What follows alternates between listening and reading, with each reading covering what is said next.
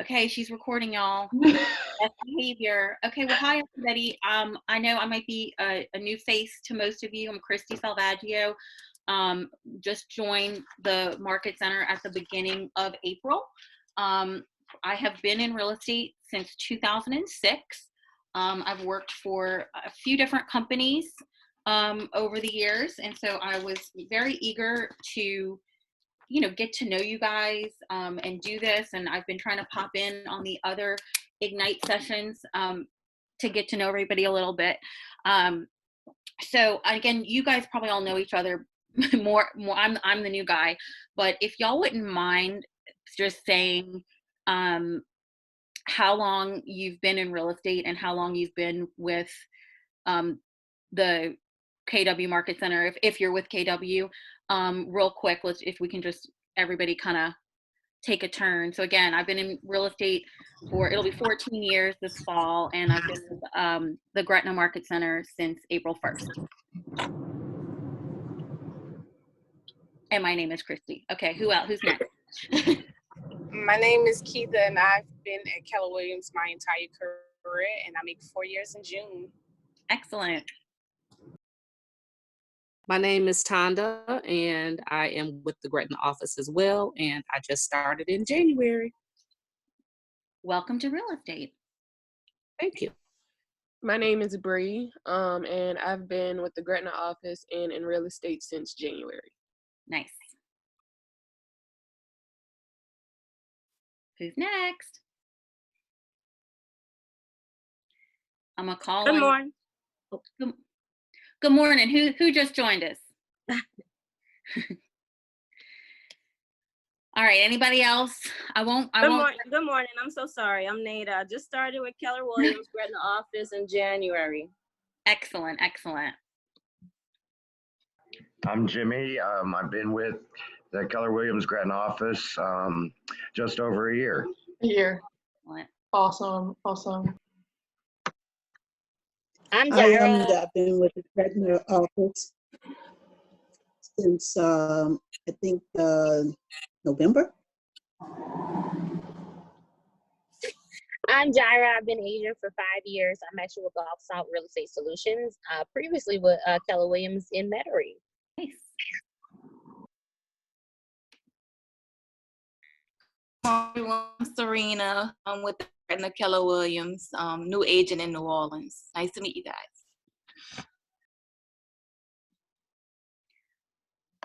All right. Anybody else want to say hello before we dive in?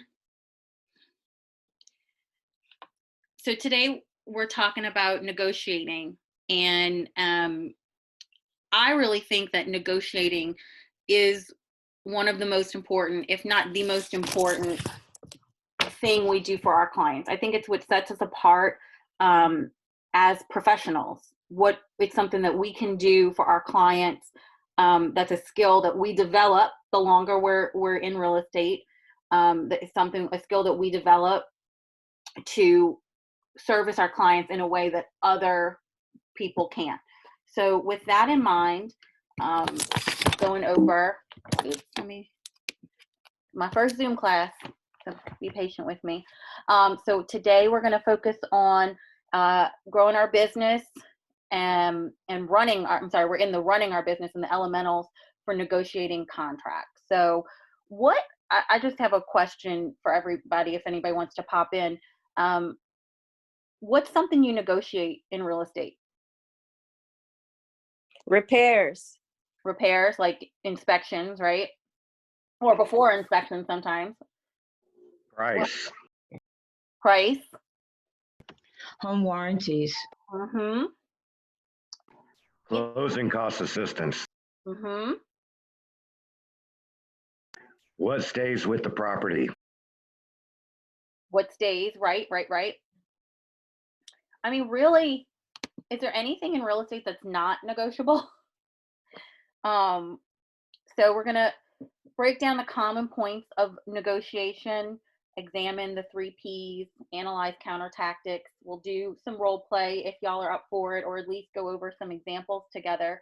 Because I think one of the most useful things we have from each other, no matter how much experience we have, is hearing what other people have done and how they've gotten through certain experiences, because that is really the key, is being able to anticipate what could happen for our clients. Again, that's what sets us apart from the non-professionals. We're going to recap and create our success list and go over our daily success habits. So, how can your ability to negotiate affect the outcome of the deal? What do y'all think? Well, it can make it or break it. Right? I mean, that's a lot of responsibility, isn't that? I mean, your client comes to you. I almost don't want to ask this, but I think we probably all heard of stories where clients think that it's something that we did that maybe if it ruined the deal, and that may or may not be true. So we talked about ways realtors negotiate, but what about negotiating in your everyday life?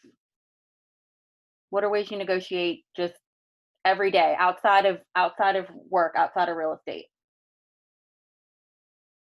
Managing your Uh-oh, you muted. Go ahead. Oh, I'm sorry. Managing your time. Being mindful of how much time you're putting into your family, your work, and just trying not to be pulled in different directions. Mm-hmm. So negotiating with family, negotiating between work and family. Anybody else? Negotiating what you'll put your energy into. Mm-hmm. What about just any relationship? Isn't there generally negotiation? We'll go to the restaurant you want to go to tonight. Well, when we used to be able to go to restaurants, we'll go, we'll eat what you want for dinner tonight, but we're going to have what I want tomorrow. Simple, easy little things that we're doing all the time, and you're probably not even thinking about it, that it is a negotiation. But anytime you essentially compromise with somebody else, you're negotiating, and that's what we do, right? Isn't the real estate contract is like one big compromise, right? How do we get what the seller wants and the buyer wants all in one place? So what skills do y'all think great negotiators possess?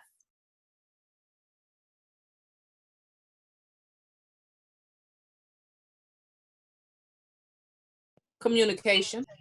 Okay, let's talk a little bit more about communication, because I think that's a big thing.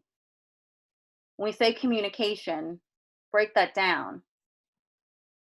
There's taking in information and putting out information. So skills that great negotiators possess, number one, I would say, is listening. And I know this sounds so obvious, but can somebody say, why do you think listening is so important? I think listening is important because you want to listen to, not to respond, but to be receptive to what the person is trying to tell you, so that you won't be misinformed or take that in the wrong way. Yeah, if you're trying to reach a compromise, you need to realize what the other party wants. So if the first side is listening and taking in the information, what's the other side?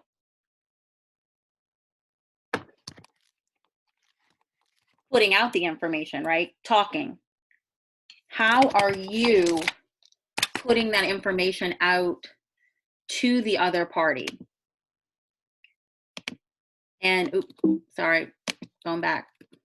How are you putting that information out to the other party? Whose point, when you're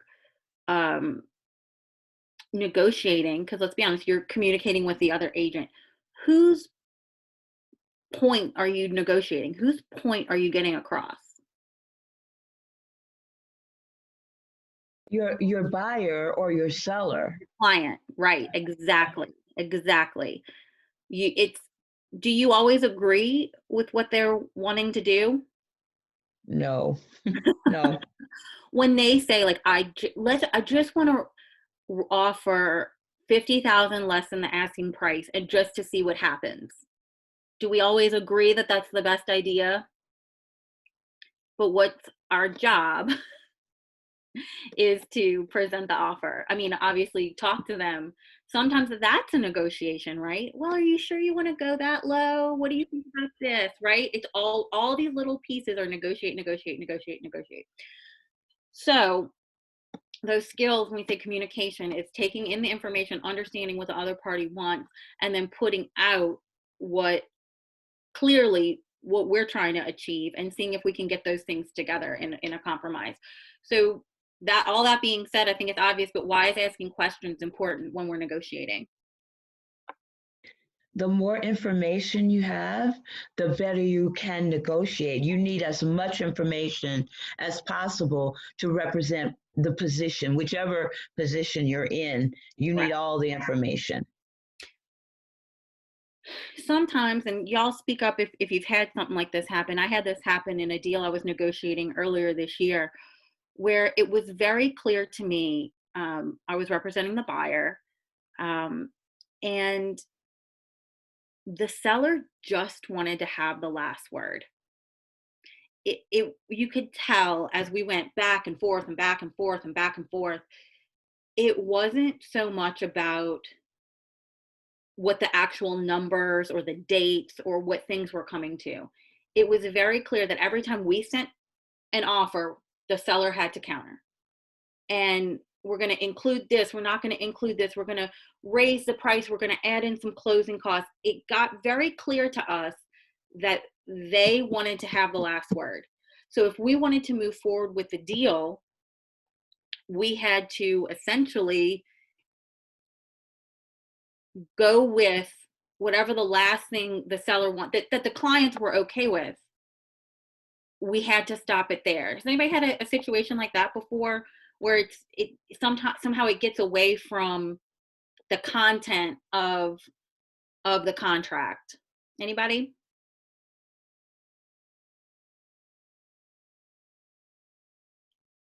Sometimes figuring out what you're negotiating is so important. So let's go to page 4 in the participant guide. Go to the next slide. So let's talk about what happens when we write an offer. Okay, there are 3 possible outcomes. We all know can get accepted, can get rejected, or we can get countered. This is where the negotiation skills can shine. So what are, again, some negotiation? I want to get a little specific without sharing too much of any client's information, but an issue that you've seen that you've had to negotiate before. Y'all named some earlier, but let's get into some specific examples. Who's got one for me? I recently, actually this year, the deal that closed just before the COVID came about, or the lockdown, I should say, because it's been actually floating around for a minute. But it was for home warranty. The seller in our initial offer counted with no home warranty, but upon inspection, we found that the water heater and the air conditioning unit were like right at their age limit, like literally. And we were doing this in the winter. This all started back when it was still cold. And, so we were going in the house, not turning on any of the air or the heat. So I was like, you guys do not, it's in South Louisiana, July, June, you don't want to kick that AC on and that puppy doesn't run, because we can't properly test it right now. So I had to go back, and it took a minute, but we ended up having to wiggle a little bit to get that home warranty. And I kid you not on the air conditioner, but on the water heater. They hadn't been in the unit 24 hours. They closed on a Monday or a Tuesday or whatever day it was. And the next day, my client called and said, Ramona, the hot water heater isn't working. We can't get hot water. So we actually had to call that warranty right then, less than 24 hours after closing. So, yeah. And how do you think that made your clients feel, knowing that they had just closed on their house and that happened and they had that warranty? They were very happy. I heard about it Right. both ways. I heard when they were unhappy, like we just got here and we've got to call but I was like, that is why I stood, and I had this terminology. I stood on the other agent's neck. I was like, we got to have this. The date on this thing is going to expire in 2 seconds. So, and it worked out. What were the other side? What was the seller's objections to providing the warranty? Was it just money? Basically, yes. It was a when I call it a recent flip, this was someone who purchased it and flipped it in 30 days, and she'd spent a lot of money, including during the inspection times.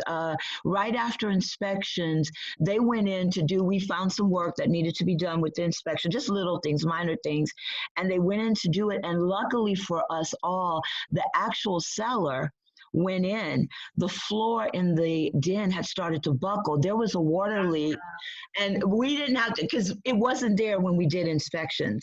And she went in and she called us and she said, don't worry about it, I'm replacing the floor.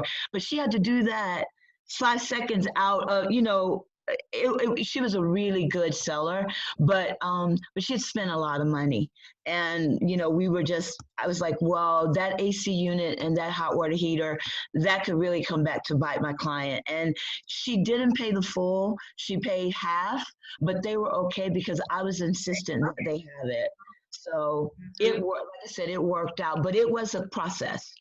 It was a process.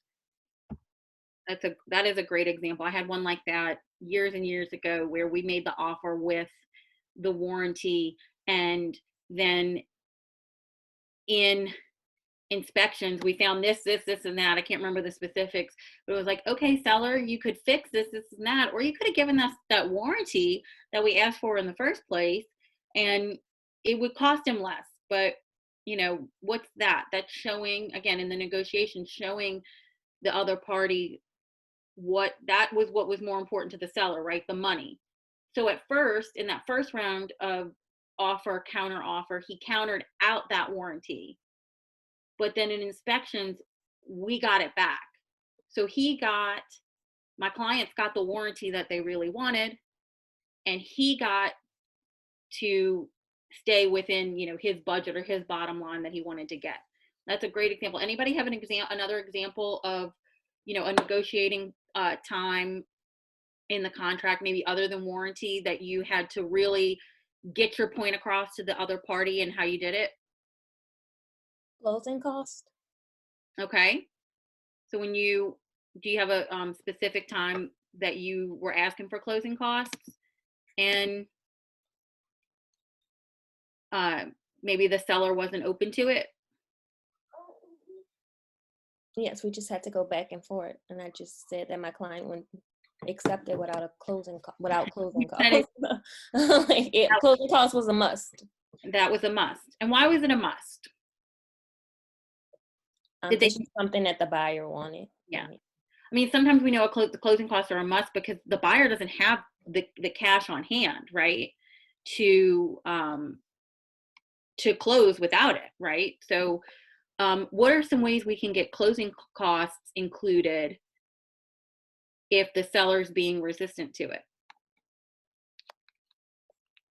Offer asking price, like the listing price.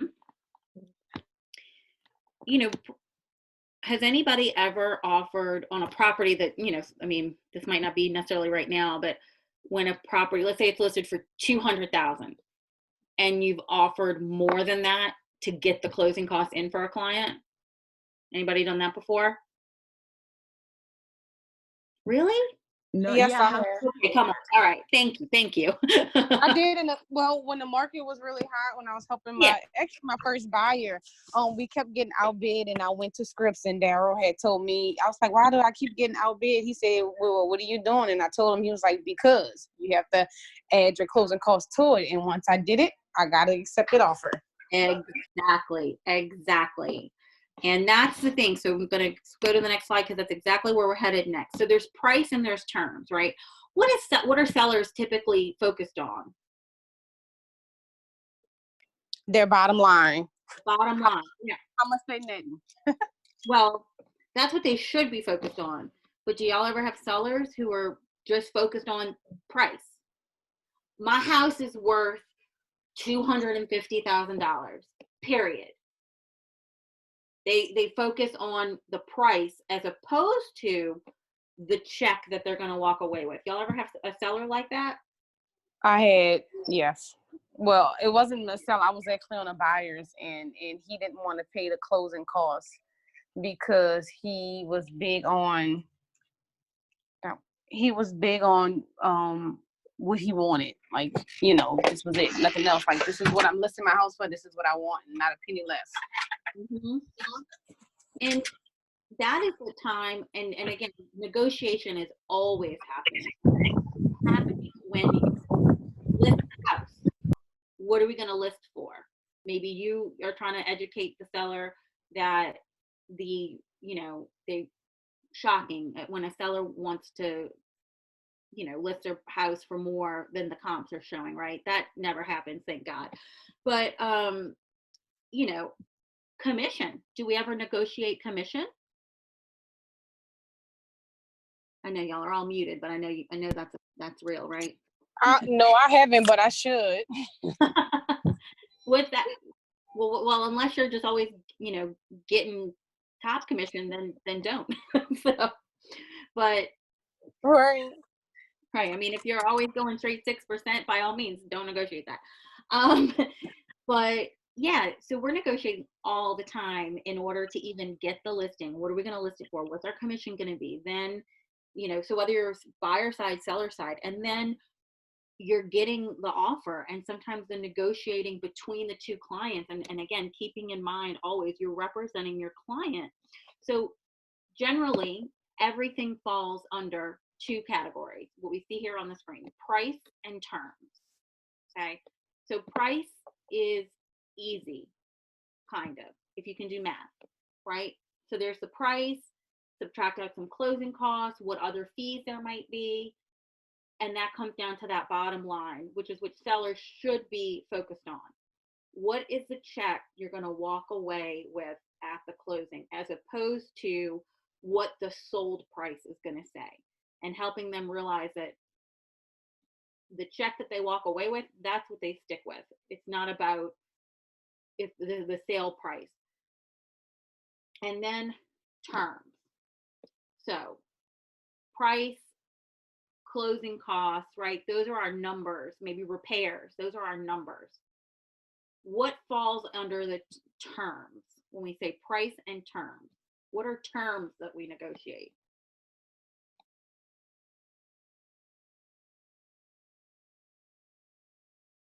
Like maybe the date, the closing date. The length of the home inspection period. That was going to be the next one I said. Good job. Right.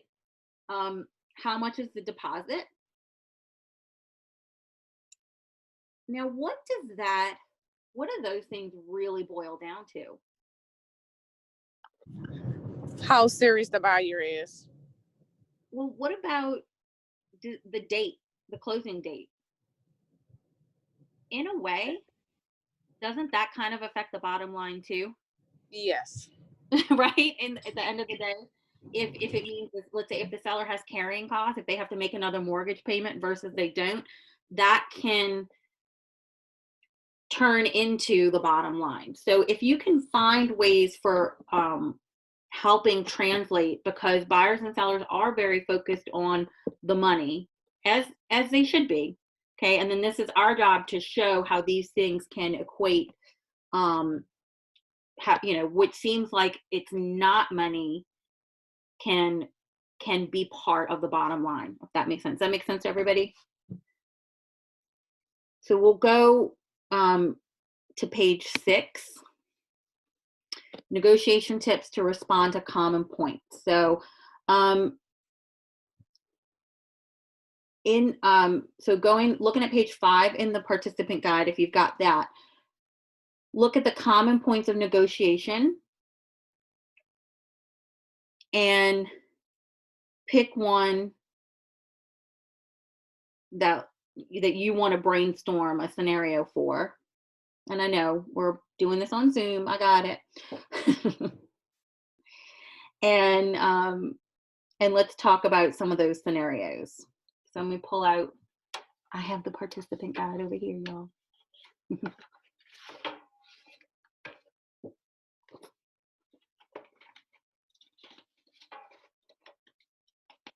All right. Who wants to do an example of closing costs?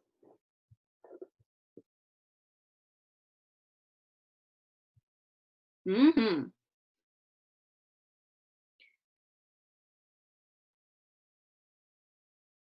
I know we just talked about it, but tell me again, why do buyers ask for closing costs? Because they may not have the actual cash to do the deal. Right. Now, sometimes, now somebody tell me, have y'all ever had the client who said they want to ask for closing costs because their best friend did? And that's just what you're supposed to do? Yes. Or they heard about it on HGTV, that's a thing you're supposed to. I Googled how to buy a house and it said ask for closing costs. Now, how do you explain to a buyer what it's like to negotiate closing costs to the seller? How do y'all explain that? Well, first off, it doesn't make the deal look as good as someone that's not asking for closing costs.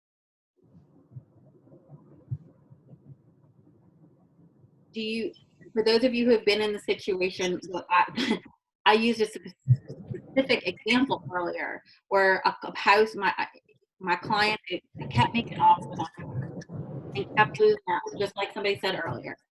And why did they keep losing out? Well, I actually had that just recently, kept being in multiple offer situations and we were losing out. So this time, it sounds crazy, but we didn't ask for closing costs. Because I knew that my buyer had it and didn't mind paying it. And he even said that, you know, I offer full price, no closing. I said, great, that looks like, you know, that you'll get this deal looks more desirable than the other ones. And so we got accepted. So we're actually on the contract, which is really good. And his girlfriend had said a comment about, yeah, he's paying his own closing costs. And I said, that's fine. I said, because if not, he would have added it onto the price. Yeah, it would have been $3,000, but he would have ended up spending way more than $3,000 on a life of the loan, paying just that $3,000. So that's the way I explained it to her. Excellent job. And you see how that made a difference between going under contract and not. Now, did your clients have that aha moment of, oh wow, you really know what you're talking about? We did it the way you said, and we got what we wanted. We got the house. Did it click for them? I'm not sure, but I think the way that I explained that he's actually saving more money now, paying all his closing costs himself, I think she understood it. And I think he understood it because I was like, let's do a good deal and a better one than the ones we've been offering, because he was offering, you know, underpriced. I'm like, are you sure? And, you know, we had to go back with best and highest and best. And I'm like, are you sure? So this time we did it my way. and we got the deal. Well, they might not have realized it, but we all recognize that they listened to you, and this time it worked. And if that's what they want is the house, you know, and like you said, and look, some people, if you don't have the cash on hand and you say it's just like you were saying in that example, $3,000. Okay, $3,000 over the course of a 30-year mortgage, rates are really low now. I mean, if you have to do it, it's not the worst way to go. But if you don't, you know, it makes the offer look clean. And I think that was Jimmy earlier saying, you know, it makes them look like a stronger buyer, like they can go through with it. I'm going to skip down on this example list. Have y'all ever, because I think they go together, repair. let's talk about negotiating repairs during inspections. Who's got an example for that? I actually have one. I had to negotiate it was something going on with the attic, and it wasn't really bad, but it was bad. There was like I forgot the name of it. It was a very thick piece of wood that held it up that was like cracked. And there was some other things. The roof was old. Even when the inspector was just walking on the roof, like it was falling apart. And I was like, oh my gosh, it's a lot of stuff to negotiate. So my buyer, I didn't say it to my buyer, but my buyer's like, you know what, it's too much going on with this house. You know, we're gonna just go for this other one that's right around the corner. It's the same seller and all. And so when I let the selling agent know that, she was like, oh no, she's like, send me the report and I'm gonna talk to my seller. And the seller ended up making all the necessary repairs, which I was, really surprised that Good. It was done, and it was done and with no problem. And I was like, I like this seller. I love the listing agent, and I like the seller as well, even though I never met the seller. But that was really nice. But there was some things that had to be done. Have y'all ever had a seller or listing agent be resistant to repairs, or sometimes even a buyer being resistant to repairs without actually knowing how much they're going to cost?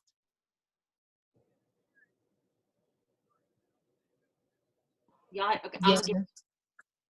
Jara, you had one that happened before? Yeah, and it took 6 months, almost 8 months for us to close on the property. The agent, and I'm not gonna say the name, was horrible. We initially did our inspection response. The water and the gas wasn't on the property, so we had to delay it. And then that took a month. Then once we finally got that done, had the inspector come out to the house, and the gas still wasn't on, nor were any of the appliances in the house, and they refused to put the appliances in the house, even though it was on the contract that it needs to be in the house for inspections. That delayed it 3 more months.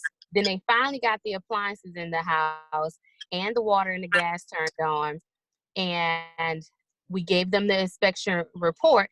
They agreed to fix everything in there, but it was like minor stuff, like put a downspout on the water heater, stuff like that. That took an additional 4 months. 4 months. But my buyer really wanted the house. It was a renovated house.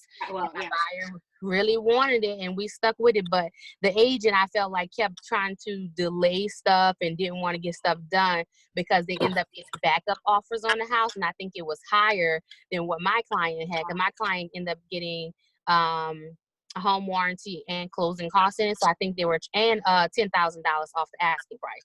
So I think they were trying to like get her out the deal, and I was like, no, don't let them punk you out this deal. Good advice. And again, she got the house.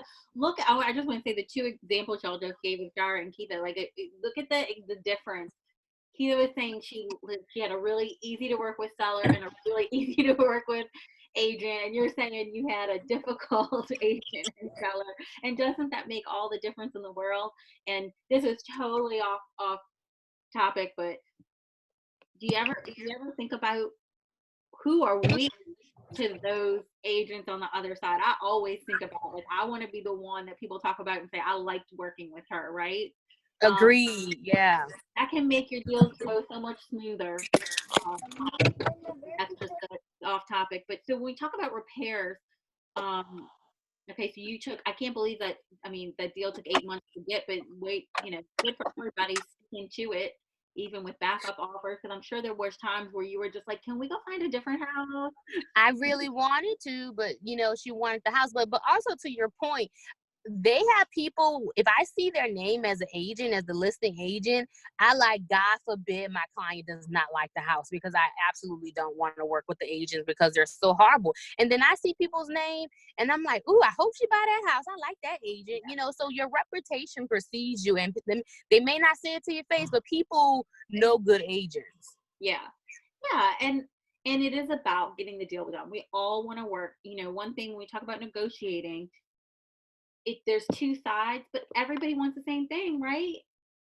The seller wants to sell the house, the buyer wants to buy the house, the agents want the deal to happen.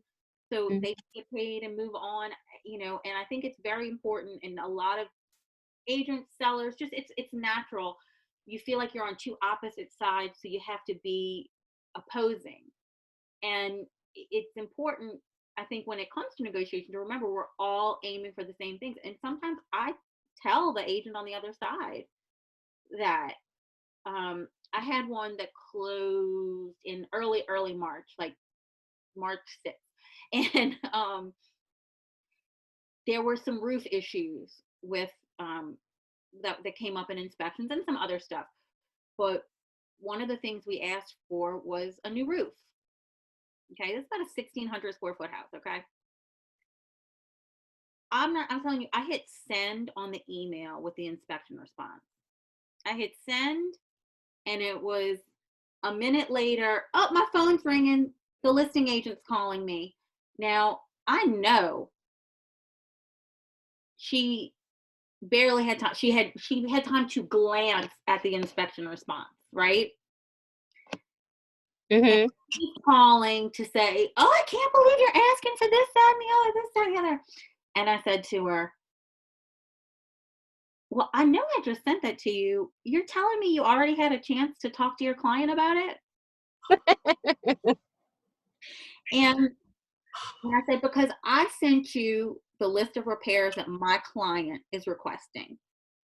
And I hope you will present those to your client and see what they think about it. Because it's not about what I want or what she wants." So she said, "Well, a new roof." All right, if y'all can play along, if y'all can get ready to unmute, I just want y'all to throw something out. How much do you think a new roof costs? Throw out how many thousands of dollars? I think 20, 5.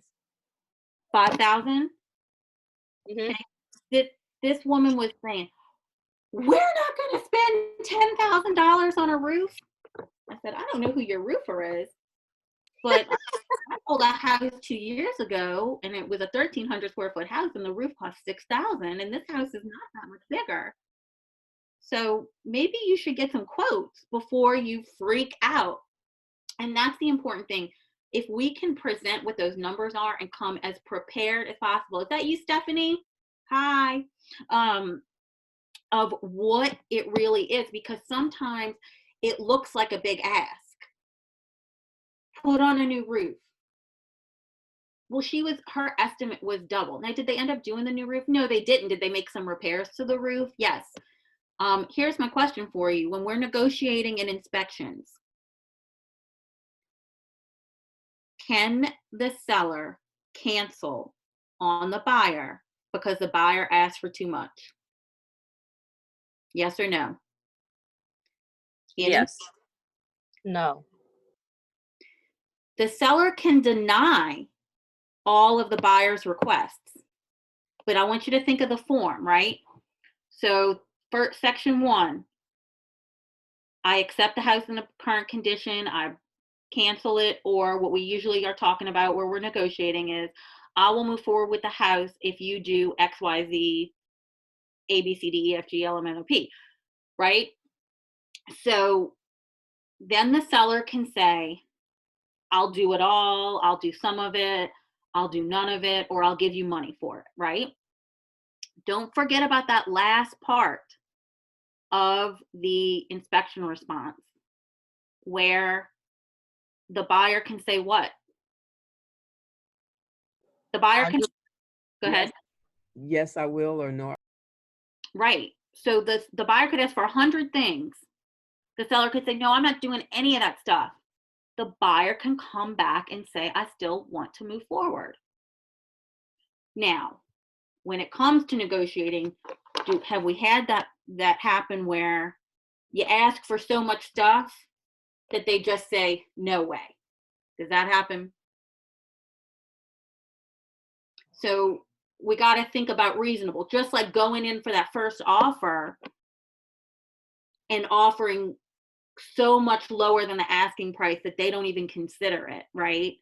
So you want to go in reasonable enough that they're going to consider it, right? Have y'all had a client make an offer on a house that was so low the seller just rejected it flat out? Didn't even counter? Yep. I know that's happened to everybody.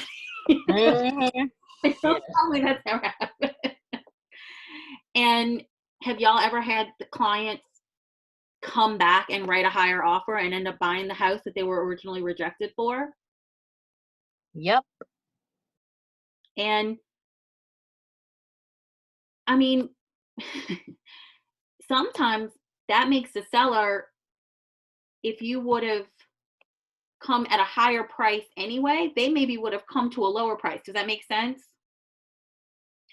You know, but if we're this far apart, we're going to move this much and then they're going to move this much. Where if we were this far apart in the first place, maybe we wouldn't have to move so much. Does that make sense?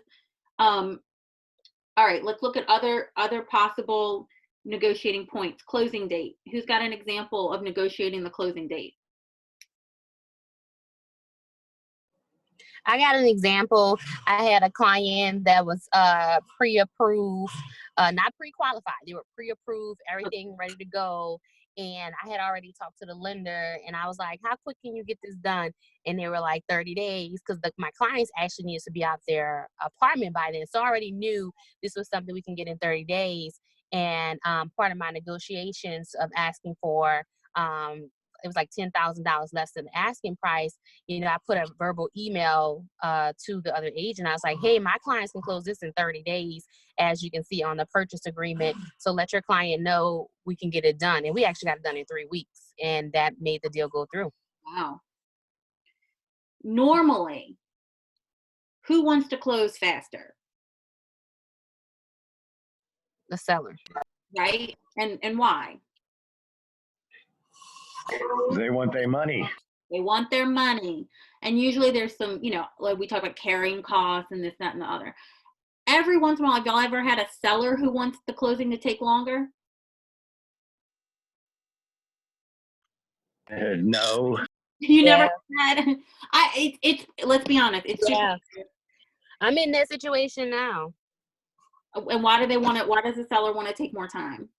It's a contingency sale. My client is the buyer and they're buying another house. We're actually closing on it this Saturday and actually leasing the property back to them because their other house is not ready. But at the end of the day, like I told my client, rate goes up past on the 1st. So I was like, we need to close on this house and y'all can just rent it back from us because my client doesn't want to lose his deal because your deal kind of fell through. So I worked with the other agent and we're going to lease it back to him for a month. And that's right. And I've had, again, it's the rare of the situations, but I've had where it's maybe a situation where it's, you know, they're selling a house where somebody passed away and they need time to get all the stuff out or this, that, and the other, you know, they need a place to move. But yeah, normally the seller's the one wanting to push it quicker so they can get their money. And also they end up spending less in carrying costs. So yeah, and it does come up a lot with succession properties too, because a lot of time there's always some cloud or something on the title or some other person that has to get involved that usually causes a delay. Mm-hmm. So I'm just, if y'all don't have it in front of you, in the participant guide, page 6, I'm just gonna, I think these are just the great tips to, you want to be professional. Remember, everybody's got the goal, the same goal of getting to the same point, to the accepted contract, to get to a closing. Keep everybody's motivation in mind and listen, because the more you listen, the more you hear what the other party wants and can try to be creative and come up with how to get them there. I think Jara's example of the lease back, that's a great example. Okay. The buyer wanted the sale to happen, so they didn't lose their rate, but the seller needed to postpone it because of their situation. So you found a way that everybody gets what they want. If we were too focused on the buy, let's say the buyer's moving into the property, then we would have missed that opportunity. Now the last thing on this page, don't be attached to the outcome. Now that's the hardest one, right? Because don't we, I mean, this is a competitive business, right? And don't we all like the feeling of winning? you know, at the end of the day, remember, it's up to your client. You represent your client, and it's about, and you want to make sure you're saying, I think this is the best way for you to get what you want, right? I think this is the best way. I know that you think by offering less, you'll get the house for less. But in my experience, offering less, you might end up paying more for the house and having to explain that. But sometimes they say, what?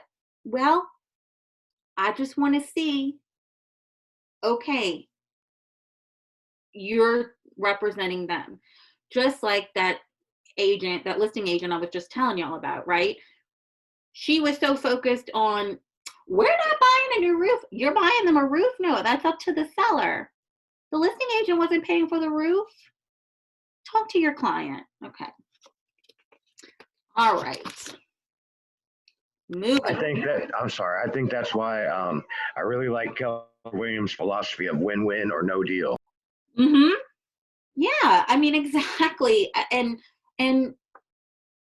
again, you know, like I said, in the outcome of that, my clients, they own the house now. I mean, you know, yes, did we ask for a new roof? Yes, that's what we asked for. Would a new roof have cost $10,000? No, it would not. Did the sellers give us a new roof? No. Did my clients buy the house? Yes. And that's, again, our job, why we exist, why we have a job, right? If buyers and sellers could get together and figure this out on their own, what do they need us for? But Christy? Yeah. Maybe you guys can help me with this one, but I'm in a dilemma now where everything was presented from the home inspection, and the buyer was asking the seller to go ahead and fix everything on the list, and there was numerous things on the list. So we didn't think that she would go ahead and say, yeah, she's willing to fix it, but she did. But a minute later, my client decided that she didn't want to go through with the deal anymore. So I'm wondering at this point, is there going to be a problem with her receiving that deposit back? Well, you definitely want to talk to the broker of the office about the situation. I think this is a good question for Joyce. Anybody want to give their thoughts on whether or not that buyer gets her deposit back? Well, I will also try to figure out why she changed her mind and try to help her through that process before getting to the point of like losing deposits and the deal falling through, because that was the reason she put her offer in the first place. So try to get understanding of like that, try to work through that part, and then like Chrissy said, talk to your broker, because last thing you want to do is put them in a situation where they're under litigation, losing deposits. Like try to find out the reason. Well, her main reason was that she no longer wants to look in Orleans Parish. She wants to be in Jefferson. How far did they go in starting the repairs? Have they done it? They didn't start the repairs. We just turned in the negotiation, but there was many things on the list. So she said, you know, I want to back out and I want to be in Jefferson Parish. I realized my insurance would be less and this and that. Like she said, talk to the broker, but it sounds like she might be able to do that because they haven't started work. And you have a buyer can back out of the contract up, you know, at any point. It's just a matter of. If you look at the inspection response, it does say, again, I don't have it in front of me, but in that last little part. Yeah, but if they agree to everything, yeah, right, Chrissy, if they agree to everything, she has to move forward. Like the cancel option is not an option if the seller selected that they would do everything. However, get that clarity, number one, from the broker. Number two, just so you can know and help her figure out, well, is this issue, let's just say it is, she would have to lose her deposit. Is this issue worth losing the deposit? You as her agent, you of course want her to be able to cancel the deal if that's what she wants to do and get her deposit back. But what if you're not able to do that? Does she feel that strongly that she would want to cancel over that? It sounds like she might. And then there's always a chance, and I've had this happen before, where the buyer wanted to cancel and they shouldn't have got their deposit back, but the seller, sometimes you get those cool agents, those cool sellers, like we were talking about before, and they're willing to let it go. Maybe they have somebody else who might be interested, but you just want to be really careful in how you take that step. And so actually the very next thing, this is getting right into the next topic, is the 3 P's of negotiating. And so, because what I was going to say is, you want to prepare what you're going to say. And the 3 P's are prepare, present, and position. So, and not that I want to leave you hanging on the answer to that question, but I do want you to talk to the broker above and beyond, and see if there's, looking at everything and having it all out in writing in black and white, and see what you can do. But number 1 is, when you are going in to negotiate, maybe something as difficult as, maybe my client doesn't deserve to get their deposit back, but I'm going to try for them, right? Because that's what I'm going to do for my client. So prepare. Preparation is key to building confidence and ensuring a smooth negotiating process.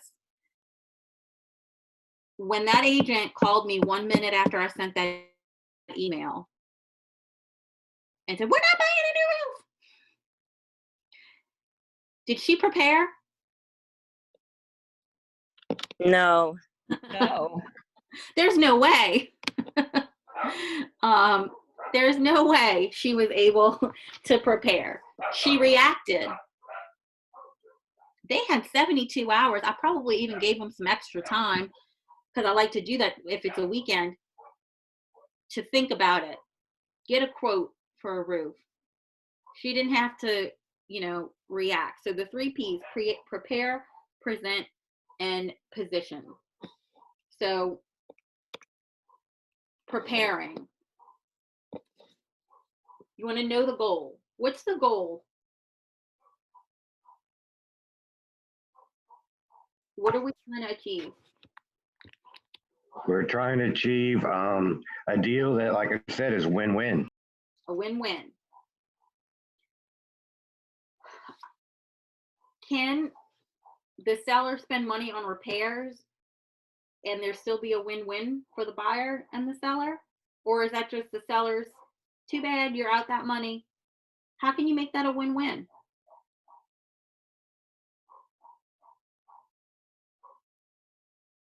Well, I mean, if they're not getting any other offers on their house, then they're going to be selling their house. Thank you. So number 1, there's the difference between no money, right? No sale equals no money. And what if we're talking $2,000 worth of repairs and that person's mortgage is $1,500? Have y'all ever used that on behalf of a buyer to encourage a seller? Well, think about another month of having this house on the market versus selling it to us for a lower price, or giving us some closing costs, or doing the repair, or coming out of pocket for the repairs. Y'all ever educated a client? Maybe you represented the seller and had to say that. Knowing your client. If your client's like the agent I was just talking about, where you're going to send them, let me forward this email from the buyer, and then they're going to freak out immediately. Do you go into discussing with them differently than you would a client who's just open and, oh, well, why? Well, let me see the report. Have y'all had clients who are like that agent I talked about? Yes, I had a succession property that I was dealing with, and the buyers requested that the bathrooms and bedrooms get painted, and the sellers were absolutely, oh no, we're done. We're not going to do anything more to that house. It is as is. And then I told him, I said, really, it's going to take a couple hours. I'll come over and help you paint if you want. You're going to lose the deal over painting 2 bathrooms and 3 bedrooms. How much does paint cost? Paint is one of the cheapest things you can do to a house, right? So it sounds like what you did, you were thinking ahead. Yeah, they went ahead and painted, and we got the deal done. So. And in the grand scheme of things, the weekend or the couple hundred, maybe not even $100 worth of paint and supplies and the time took is worth getting the sale done. Yeah, they already had the paint. Well, that's the biggest expense, right? If you're going to do it yourself. Setting clear expectations. What do we mean by that? You want to make sure when your client is presenting something to the other side that they know what the possible outcomes are. For example, you write an offer. And do you let your client know that there's 3 outcomes after that initial offer? What could happen? Accept, reject, counter. Accept, reject, counter. Have you ever had a client ask you how many times you can counter? I've had somebody ask me that. What's the answer? Is there a limit to how many As many times as it takes for everyone? Yeah. Exactly. Infinity. Do we want that? No. But knowing just because you send the offer out, they counter it, it doesn't mean that it's that or nothing. You can come back. Being informed, of course. Getting information if you have that information. I was armed with that recent sale I had where I knew what it cost my clients to replace a roof for a house that was, just a little bit smaller. So, sometimes you want to, if your buyer is able to get a quote for repairs before they ask the seller for it, if you can do that, that's a great way to bolster their, you might be thinking repair is going to cost $1,000 and it's really $200. So even though you're not asking, your client isn't the one looking to make the repair, getting a quote so that the other party has the information can be really helpful. Doesn't that make it harder for them to tell you no? Have y'all ever had a foundation repair that cost way less than people expected? Oh, but that would be a pleasant surprise.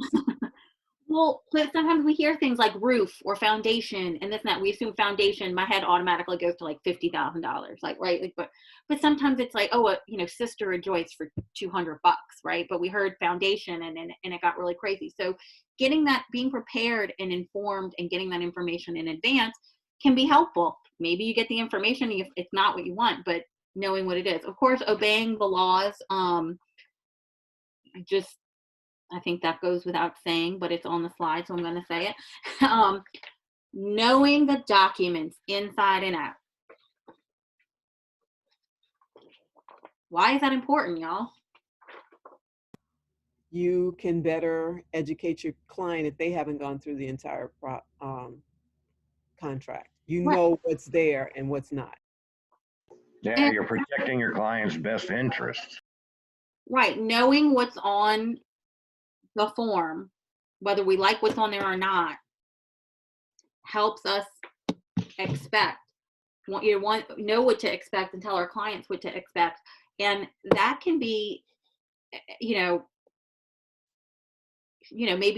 let's say at the outset we keep talking about inspections, at the outset of inspections, showing them, okay, this is what the top part says.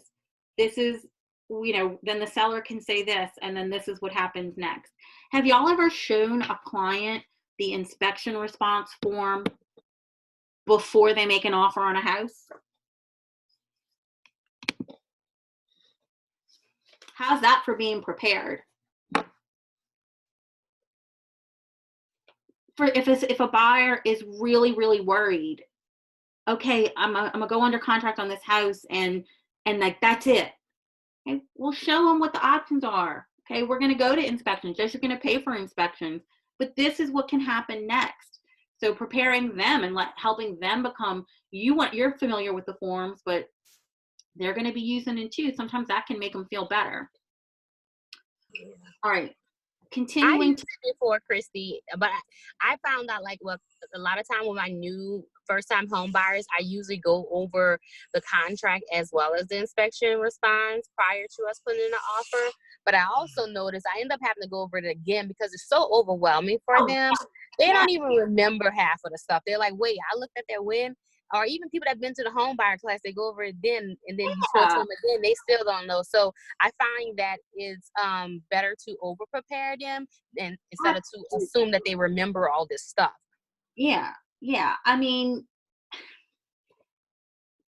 again, this is our job, right? They have a job that they're good at. They're an expert in that. We're an expert in this. So it's our job to know the forms inside and out first and foremost. But educating them, and I don't expect my client.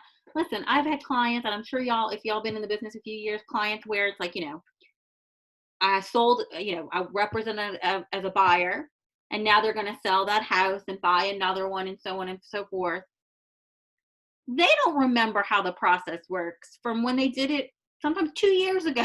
You know, you want to be like, remember how we did that? No, they don't remember. Because we do it every day. We deal with it every day.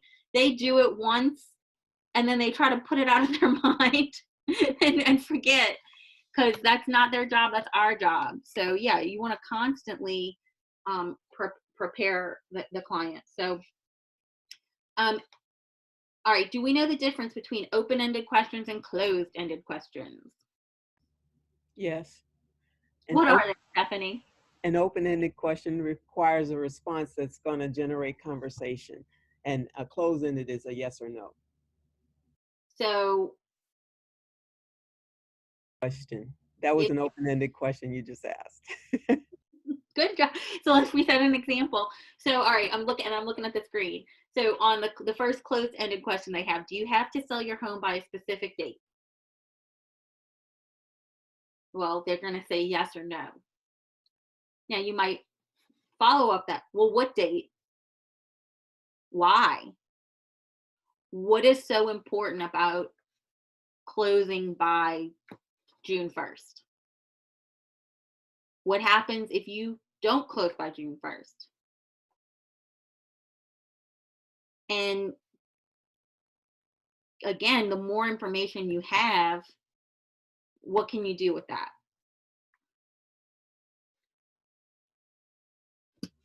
Helps you to learn your client. Well, and they might be thinking of it one way. We talked earlier about how sometimes sellers are so focused on the sales price. Sometimes the sales price doesn't mean it. Well, to me, it doesn't mean as much as what am I going to get? What's my bottom line on the HUD, the CD, whatever we call it these days? What, right? Who cares if the house sells for $250 or $200, but either way, you're going to get the same amount at the bottom. But my house is worth it. Have you ever had where they said, well, I'm not paying any closing costs even before they start? I said, what does it matter as long as you net what you said you were going to net? Right. Why? I mean, that's a conversation we have with FSBOs, right? They don't want to pay a commission because they think they're going to make less money. Is that what happens? No, that's a different class. But that's a negotiation nonetheless. All right, I'm going to read this scenario. If y'all have the booklet, you can follow along. But if you're representing a single buyer and your client is currently renting, like any first-time buyer, she's looking to guide you She's looking for you to guide her through the process. The asking price for the home she really loves is $175,000. The house appears to have evidence of a roof leak. It's listed as is and is correctly priced. Your client would like to keep her payments as low as possible since she has a number of student loans to pay off. She wants to write an offer for $155,000. There has been quite a bit of activity on the listing. So how would we advise this client? She wants this house. She wants to offer $155,000. It's listed for $175,000, and lots of people are looking at it.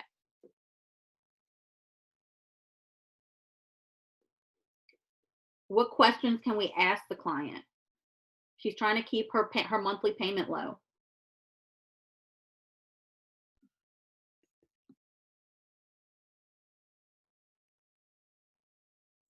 Have you ever worked with, a lot of times when somebody's renting or they have a current mortgage, when we talk to renters, you have clients who say, okay, well, I'm spending $1,200 a month on rent. I don't want my mortgage to be more than $15,000. How about we do a scenario where, you know, if we calculate what they're offering and with the financial calculator, and then kind of estimate what their monthly note would be. That way they can see where they are. And if there's a lot of activity on it, and if they're, you know, they're still within their range, that might encourage them to offer more so that they could actually win the house if they like it, win the bid on the house if they like it. You know, they're financing. What's the difference? What's the difference in the monthly note at $175,000 versus $155,000?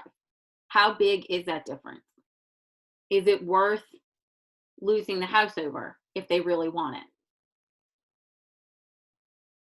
And maybe, I mean, I know in this example, they're saying, oh, lots of people are looking, but that's why we want clients to talk to a lender ahead of time, right? That's being prepared, educating the client. Our clients always, how do I want to ask this question? An open-ended question, if you will. How often do you have a client who is pre-approved, pre-qualified for an amount, so they start looking at those houses that are that price? Let's say $250,000. They're pre-qualified, pre-approved for $250,000. Their lender says you can afford that, and then they find out how much that note's going to be. And you've been showing them houses in the range that they're qualified for. You're doing your job. You're showing them houses that they are qualified for. But then they find one that they like, so they have their lender run the numbers, and they find out, oh, I don't want to pay that every month. We ever had that happen, you guys? You haven't not had that happen? I'm working with a buyer now who says the lender has qualified her for $200,000, but she says, I don't want to, you know, I don't know how I would do that. So I'm not looking that high. She's already said, or some say, I don't want to be house poor. I can maybe afford that, but I don't want to spend every dollar I have on just the house. Right, because again, the cost of the house, you know, we talk about the seller, the final price of the house is not equal to their bottom line. Well, for the buyer, the sales price, how does that, you know, matter with their mortgage? Yeah, maybe you qualify for $250,000, but then you find out what the mortgage is, and you only want to spend $200,000. So again, knowing that in advance and knowing the reasons behind. So if you have this client who is trying to keep her monthly payments low, in this example where the house is listed for $175,000 and she wants to offer $155,000, and you believe that the house is priced right, there's lots of people looking at it, and you don't think she's going to get it if she offers $155,000, how do you talk to that client? I just did the calculations, and at the $155,000 price, saying about 4%, but the note would be $714. But if she offered even the asking price, it would be $806. So that's not quite $100 more, and she's still not at that $1,000 limit. of course, we would kind of get estimates of what her insurance, we do the whole calculation, but show her where she is. Exactly. And so sometimes, again, putting it into reality and real numbers, and it helps if we can do that, you know, and you're not in that situation of, oh my God, they have 10 offers and what are we going to do? What are we going to do? And, oh, well, you know, it's 8 o'clock at night and the lender's not going to be in the office till 9. And what are we going to do? So again, that's that preparing and having the client and yourself ready for what can happen. So open-ended questions. What would happen if? What would happen if you offer 175 and they accept it? What would happen if you offer 155 and you found out that somebody else offered 170 and they got it? How would you feel about that? Have you ever asked that question to a client? What's the price that you say, well, I would have paid that. And then they're like, oh my God, I can't believe, they see, it's sold. And sometimes, look, we don't always know how they got there, right? Because maybe there was inspections, maybe they found something, this, that, and the other. But, how did they get to that final price? But if you ever had that client say, well, I would have paid that. Well, we could have offered that. So, and why is it important to you? That's a question. Why is it important to you? In the example we're talking about with this client in the 175, she wants to keep her monthly bills low. Okay, well, if the difference in $20,000, and again, we're not lenders, right? We're going to get actual lenders to plug in all the numbers. But if the difference is $100 a month to live in your dream home or miss out on that opportunity, for some people, they might not care. They might say, nope, this is my budget. That's it. But for some people, that $100 might be worth their dream. Maybe there's something else in their budget for $100 that they can cut out, right? So preparing, doing, I'm sorry, I'm backing up just a little bit, but I'm gonna keep this slide up. So in the presentation for negotiation, pay attention to verbal and nonverbal cues. This next one might be the hardest one for all of us agents, myself included. Keep quiet once you present an offer. Why is that so hard, you guys?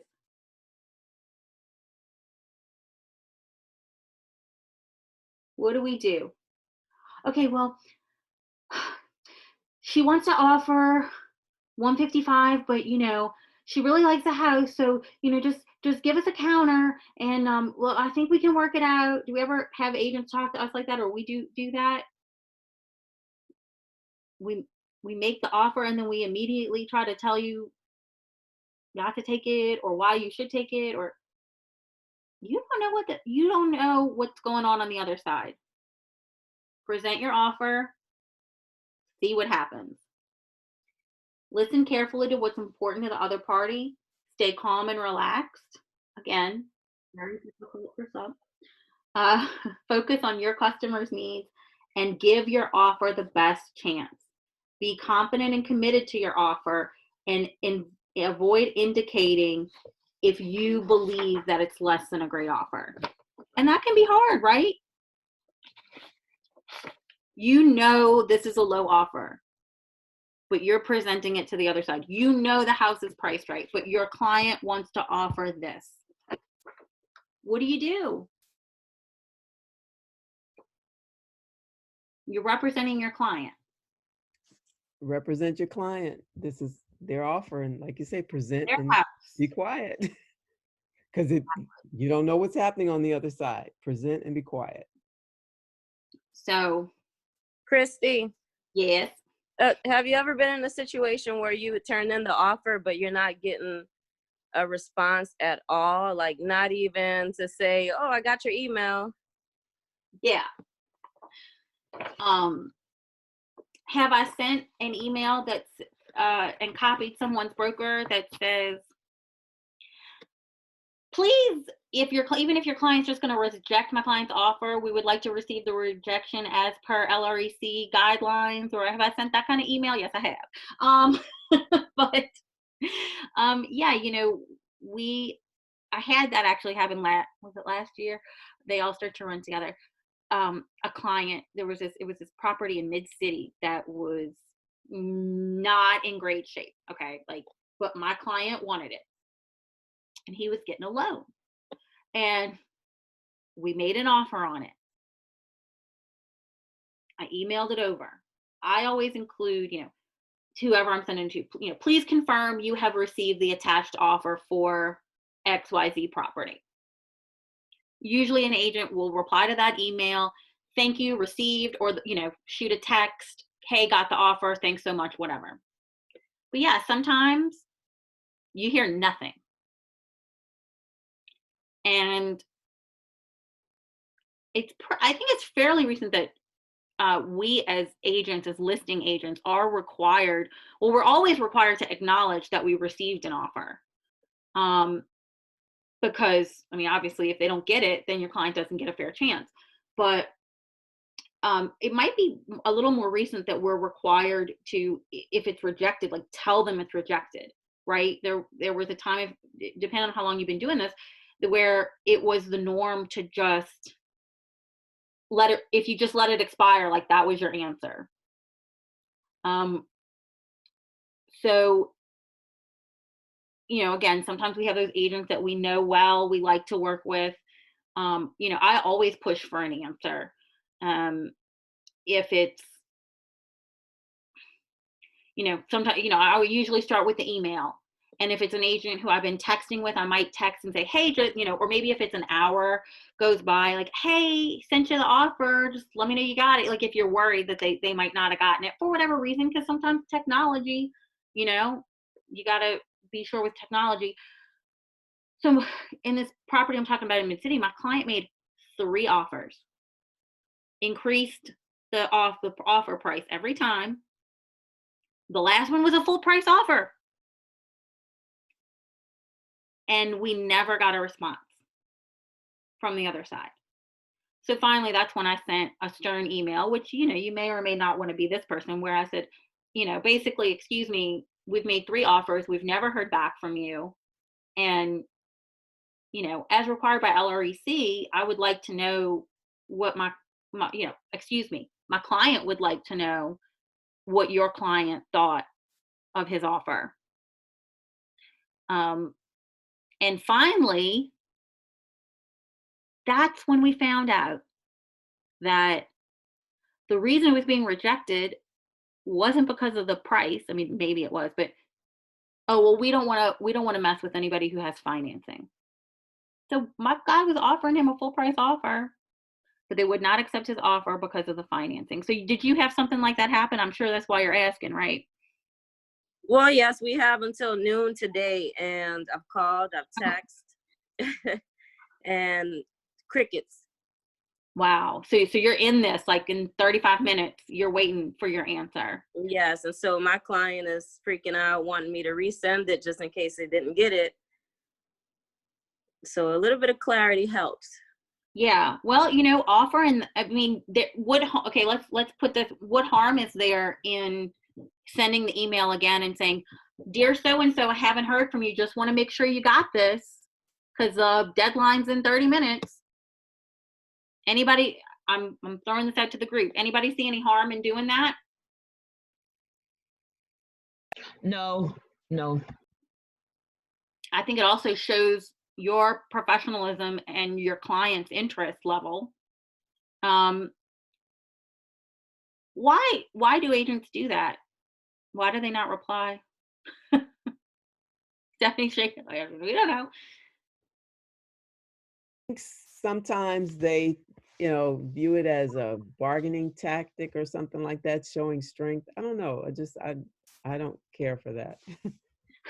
No, it's you want to know what's going on. I mean, and how does that make you look to your client? Oh, they're not responding to me. Oh, well, why aren't they responding to you? Makes it look like you're doing something wrong when you're not at all. Yeah, I would say, look, the best thing you can do for yourself and your client is to do whatever you can do to reinforce, hey, did you get it? Hey, did you get it? Hey, did you get it? They might, sometimes they come back, oh, I was dealing with this, I was dealing with that. Look, you can, if you needed more time, you could have asked us for it, right? Be professional and be respectful, but get that answer. Hey, did you receive it? Do you think that's a situation where they might be getting multiple offers?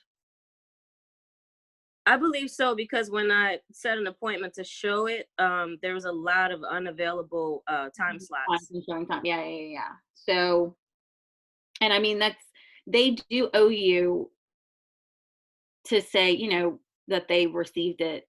And especially if, like, and again, if it expires, they do also owe you a proper rejection. But yeah, it sounds like they might be, I'm not saying they're doing the right thing, but it sounds like that's what's happening, is that they're trying to get all their offers and look at everything. Okay. All right, we went over those. Paying attention to the cues. Okay, we got a little ahead of ourselves. All right.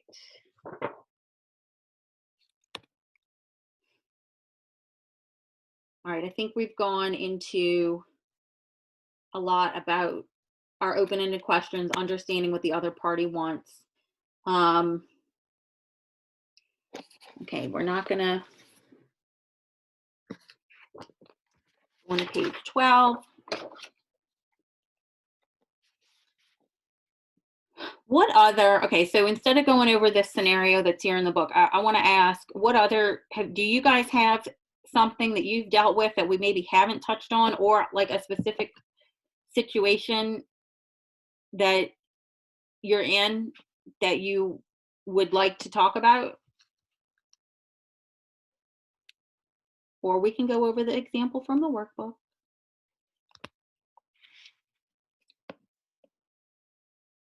All right. So here's the scenario. Property has 4 bedrooms, 3.5 baths. It's listed at $350 in a well-established neighborhood. The house requires new carpet on the first floor, new garage door opener. 3 offers have been made, but they were all below asking price. So if we have these 2 clients in a buyer agent role, your buyers are making an offer of $340. They've been pre-approved and they'd like to close in the shortest time possible because they're moving from out of state. Since they would like all the appliances included. That's on the buyer side. Selling side, they've raised their family in the home. There's have many friends and family in the area, and they no longer need the amount of space. They'd like to give all the appliances to a family member, and they're not moving out until they have sold their current house so they can get, they need to sell this house so they can get to Florida as soon as possible. And they are very firm on the $350 list price, excuse me. How do we get these 2 parties to come to terms? How do we get them to a place of agreement? How do we get that win-win?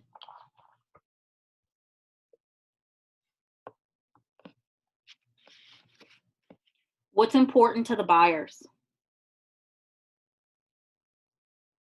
They want the appliances and they want to be able to move in quickly. They want the appliances, they want to move in quickly, and they're making the offer $340. What's important to the sellers? They want to move quickly and they want to give the appliances to a family member. Okay. Do you think the appliances could be the deal breaker on this?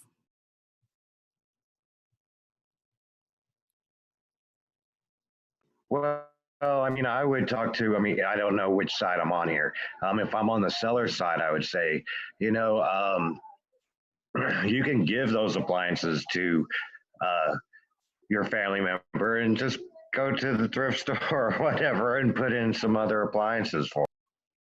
Right. Or would it be easier to give to get new appliances for your family member, right? And leave the appliances there. I mean, something new is probably going to be nicer. At the end of the day, if we're talking about, I mean, this is a $350,000 home, so it's probably a nice home, but are we probably talking about what's the cost of appliances, in a regular house? Even if you go, top of the line, do you think they can come to some agreement between the two? Yeah, and again, these appliances might have sentimental value, and you can replace them. But is there a way that these two parties can come together on price and the appliances? What would you suggest if you were the listing agent in this scenario?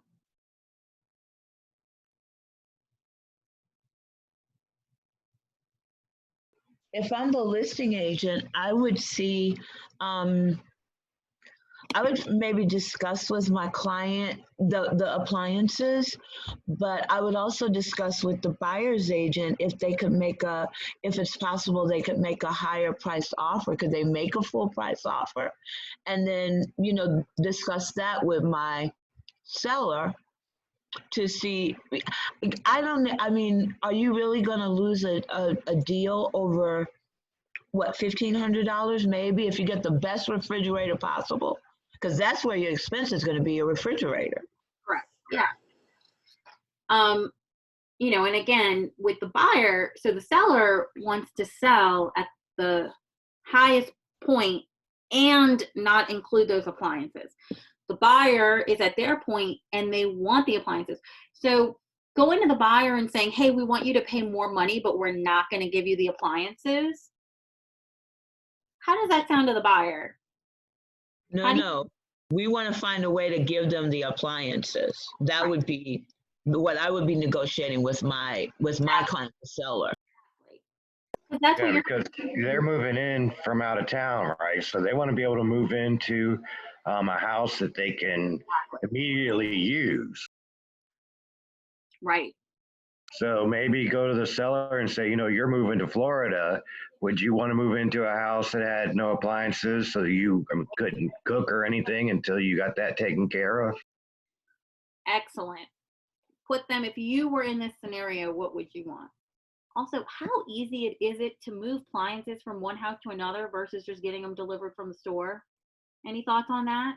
I mean, way easier to get them delivered. To take them out of house number one, put them in a truck? Do you have to rent it? Do you have one available? Maybe you do, maybe you don't. Transport it to the other house, get them hooked up over there. Like, that's a lot. Sometimes things sound like a better idea than they are. And then what if the sellers won't budge? What if this is a sentimental refrigerator? I've yet to hear that one, but it could happen. What if they absolutely won't budge?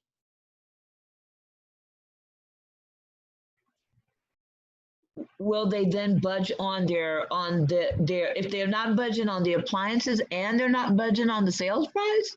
Well, I was saying if they're not budging on the appliances, then I think. Oh yeah, then go to the sales price. Okay, yeah. Well, fine, I understand these are very important to you, but now you're making these people buy this house and then they're going to have to turn around and go buy appliances. I mean, when you run comps for a house, do those houses usually include appliances when you determine the price? That's, something to think about. All right. We're going to talk about counter tactics, analyzing counter tactics.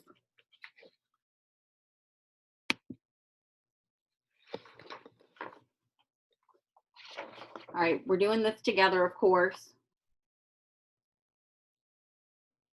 So let's go this first example. Your client has agreed upon one major concession and the other party starts nibbling for additional smaller concessions.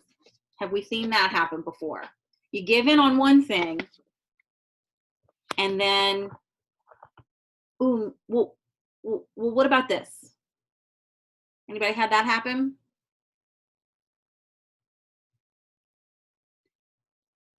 Have we ever had maybe known repairs from the disclosures, or just something that's maybe really visible walking through a house, and the buyer wants to make a lower offer because they know that repair needs to be made? Does that happen?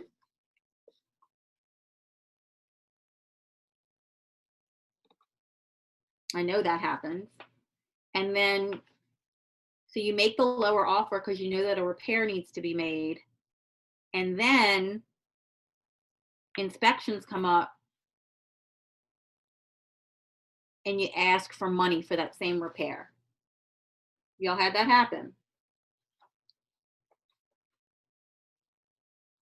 No, I haven't had to deal with that yet. You have not had that one happen. Well, it happened. So how's that scenario? What's that scenario doing to the seller in that case? Well, it's kind of like double dipping. You're asking for it twice. Yeah, if we, and that's something to be aware of. Let's say if you're on the listing side, okay, we're talking about this now, but we know this is going to come up in inspections. So let's be reasonable about it. What's a way that could happen on the other side where the seller could do that to a buyer?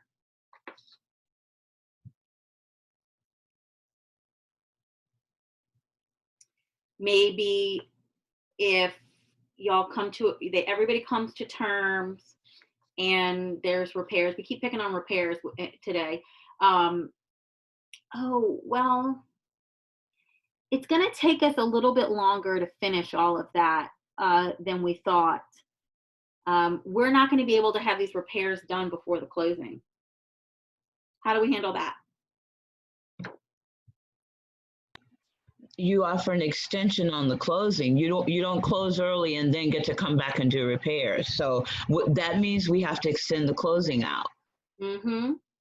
Right? We don't, we want that final walkthrough to be a true final walkthrough. So we're calling nibbling. When any other examples of when nibbling is what they call when people just try to ask for a little bit more, a little bit more, a little bit more, maybe outside. I think it tends to happen outside of the traditional negotiating period. Anybody else have an example of that?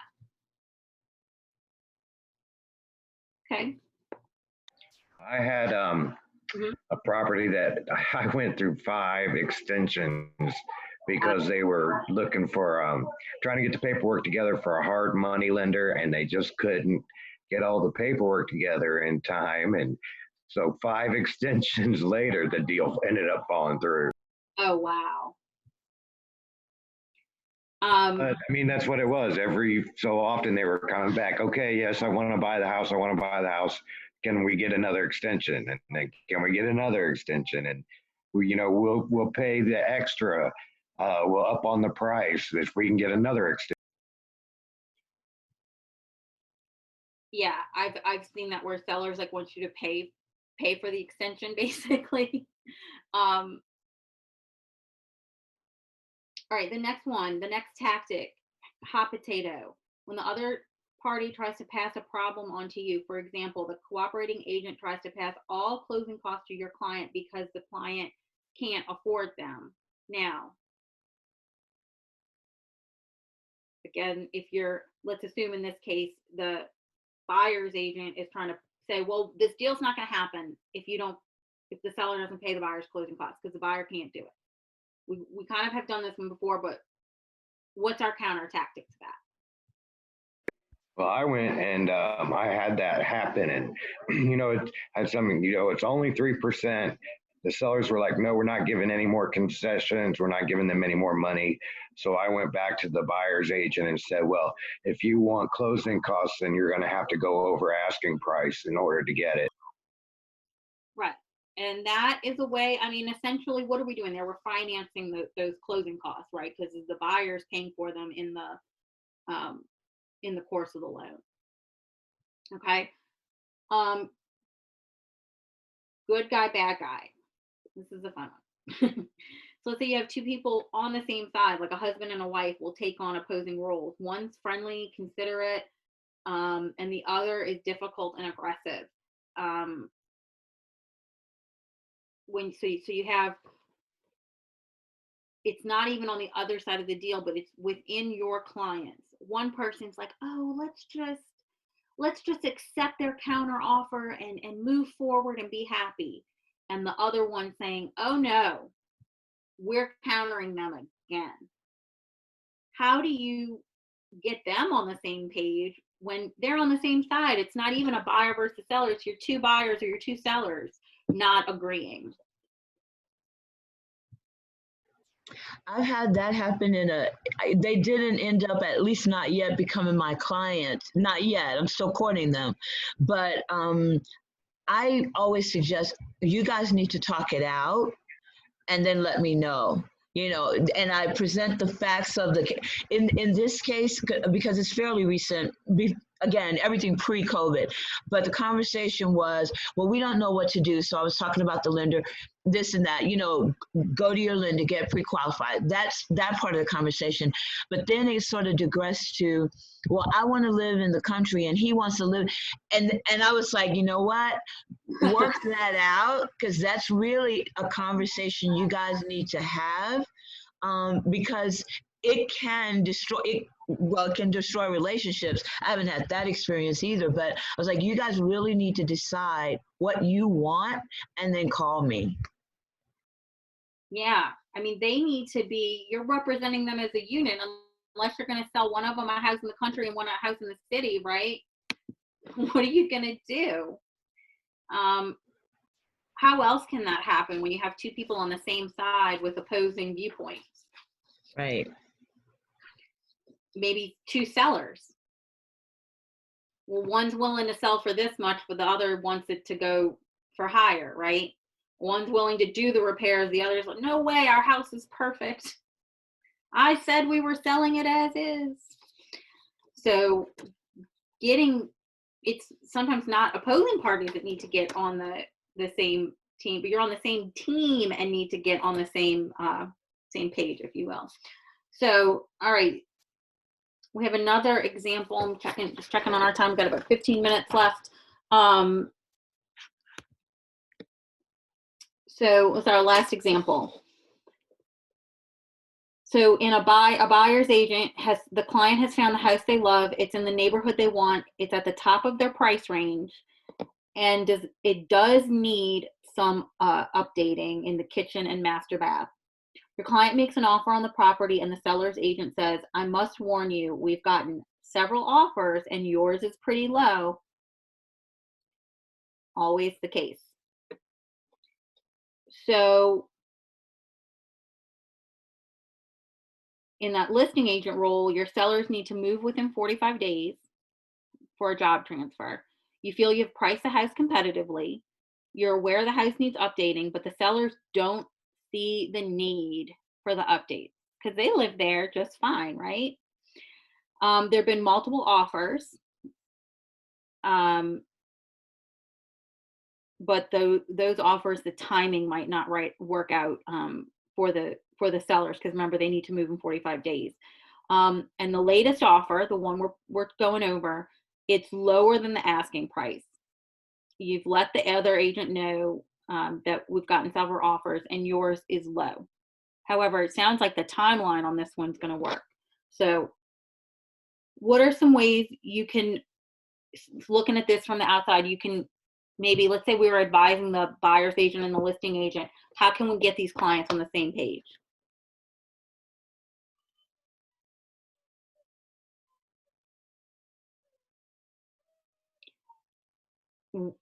Well, I think one of the leveraging tools there is the timeline that the other people need to move out. That's the big one. That's the big one, right? So the 3 Ps. Let me go back. So prepare, present, and position. All right. So how do we prepare? You're the buyer's agent and you're being told your client's offer is low, but you know they're stretching themselves. So what can you ask? What can you do to make your client's offer stronger when they're maxed out? They're offering the most they can afford. They love this house. What can you say to that listing agent to help make the deal come together?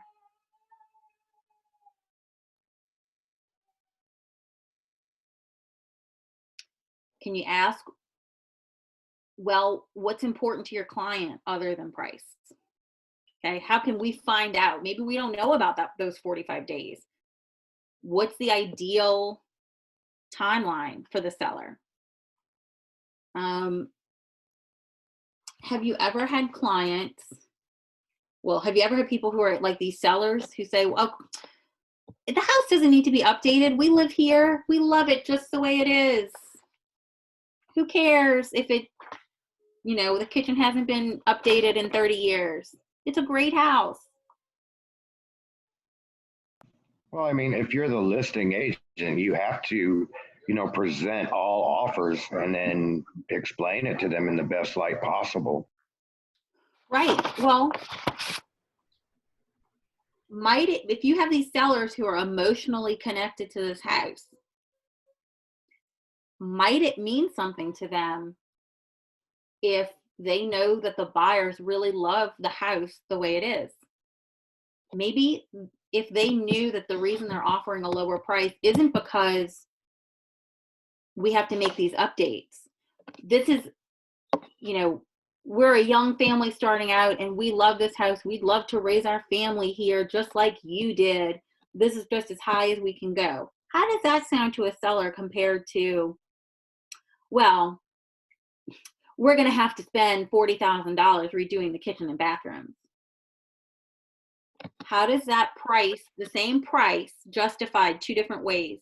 How does that sound to the seller? Yeah, I mean, Nicole had said something the other day in one of our night classes about having the buyer maybe send a personal note to the seller saying something like that, because it could mean something to them. I mean, they might be emotionally attached to the house, but in the end, they're gonna have to move. So for a seller, I mean, for a buyer to send them something that it appeals to their emotions as well, may give you more leverage in the deal. Yeah. I mean, knowing what's important to the buyer, knowing what's important to the seller. You know, sometimes, look, sometimes you're going to have, you know, a seller who's just like, I don't care. I'm an investor. It doesn't matter to me. I'm just here to get my money and whatever. But when you have these, it's again, knowing what is it about?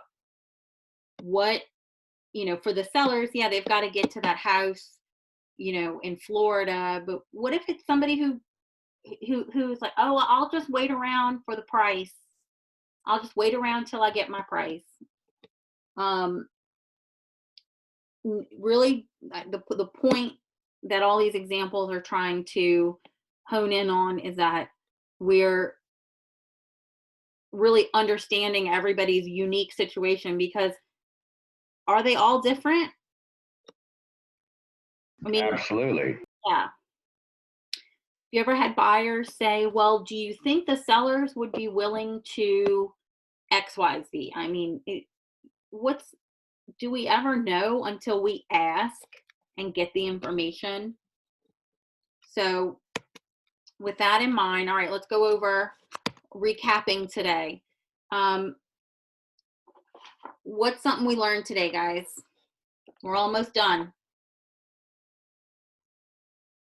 You have to know the motivation of your client. What is most important to them, and the communication aspect of that involves asking questions. and listening so that you can find out even more information just by the cues that you get. I mean, listen to learn. Listen to learn. I like that a lot. Somebody write that down. Listen to learn. All right, how has your thinking changed? Do you have any new ahas, any new mindsets on your next deal?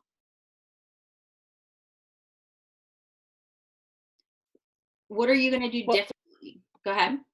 Well, no, for me, I'm a new agent, and so I'm still waiting on my first deal, but I appreciate the different scenarios because it'll kind of give me a little prior knowledge of how best to handle it, or just different ways to handle different situations. Exactly. I think the important thing as a new agent is to know that there's lots of different ways to handle situations. It's not always so cut and dry. And your clients that you're working with, maybe they've bought and sold houses before, and this is the first time for you. But to keep in mind that maybe there's a different way to bring the parties together other than what they're saying on the surface. Anybody else? How you're going to approach a negotiation differently?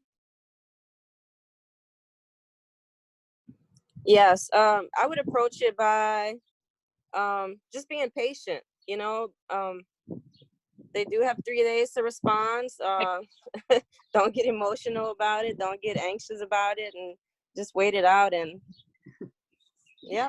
Like that agent who called me 1 minute into her 72 hours. It's like she could have waited.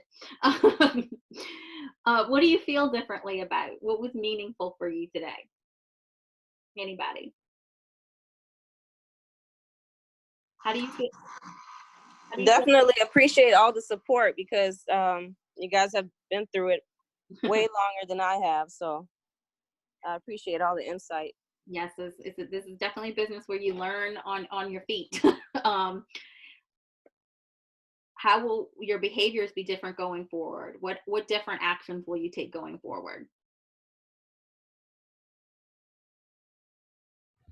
Well, I always respond to other agents, but this is just hearing from other agents about how frustrating it can be not to hear from you.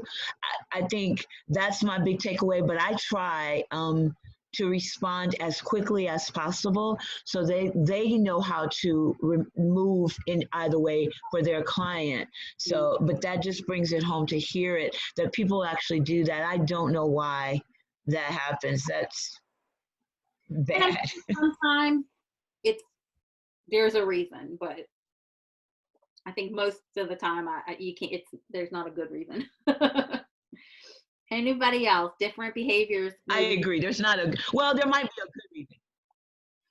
Look, you do occasionally have the person who's out of town, who's got a sick family member, who's doing something. That stuff does happen, but most of the time, I don't know. They're just not checking their email. I don't know.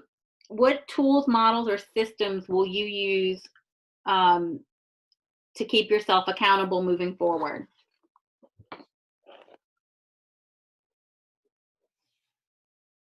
Anybody?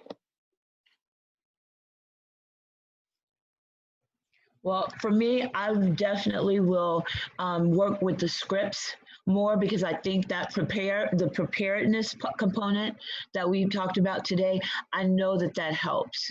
That helps with this. I will use the scripts. Absolutely.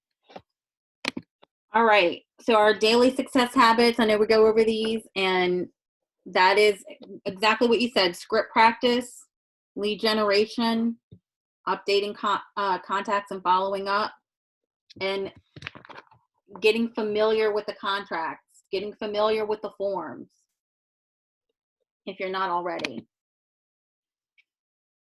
Adding 10 contacts every day, having 10 conversations every day, 10 handwritten notes every day, 10 home previews a week. Are we feeling like this is achievable?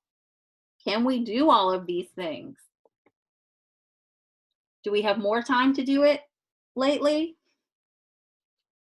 Or is it harder to do this stuff lately? For me, it's harder to do these things lately because I like to do the face to face. Yeah. Yeah. That definitely can make it difficult. And for home previews, I That's mean, hard. that's really difficult. Right. And I know we've had other people in some of the other Ignite classes, you know, say, you know, what, you know, look, sometimes just looking at the market and is what we can do right now, looking at the MLS and to know what's going on in the market. All right. And of course, I'm going to go through these last slides. Remember, with our scripts, internalizing, especially with these there are negotiating scripts out there, and knowing that terminology just to get better at it, so it just rolls right off, and you get practice. Practice makes perfect. Why can't I say that, guys? So don't forget about the do not call list. And I'm just going to get us through. I know and then in command. So I'm supposed to go over this last little part. Does everybody know how to find help in command? How to go to that little question mark in the top right? Do we know how to do that if we're looking for something? Yes. Yes, thank you. All right, you guys. Well, I appreciate you hanging in here